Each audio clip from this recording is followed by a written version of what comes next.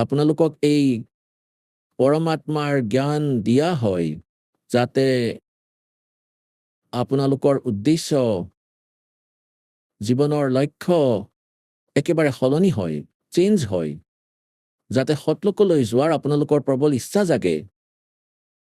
আৰু তাত যোৱাৰ ইচ্ছা কেনেকৈ হ'ব? যেতিয়া আপোনালোকৰ দৃঢ় বিশ্বাস হৈ যাব যে সঁচাকৈয়ে এনেকুৱা এক লোক আছে আৰু তাত যি সুবিধা থকাৰ কথা কৈছে, আপোনালোকৰ এনেকুৱাই ঘৰ থাকিব, এনেকুৱাই পৰিয়াল থাকিব। এতিয়া যি সন্তান আপোনাৰ আৰু আপোনাৰ সংস্কাৰৰ সৈতে জড়িত আৰু ভক্তি কৰি আছে, চেষ্টা কৰক যদি আপোনাৰ সিহঁতৰ প্ৰতি মৰম আছে, আন্তৰিকতা, মমতাটো অট'মেটিক থাকে। এওঁলোকতো হয় ভগৱানৰ সন্তান, আপোনাৰ নহয়। কিন্তু ইয়াত সংস্কাৰবশতঃ এওঁলোক আমাৰ হৈছে নিমিত্তৰ কাৰণে।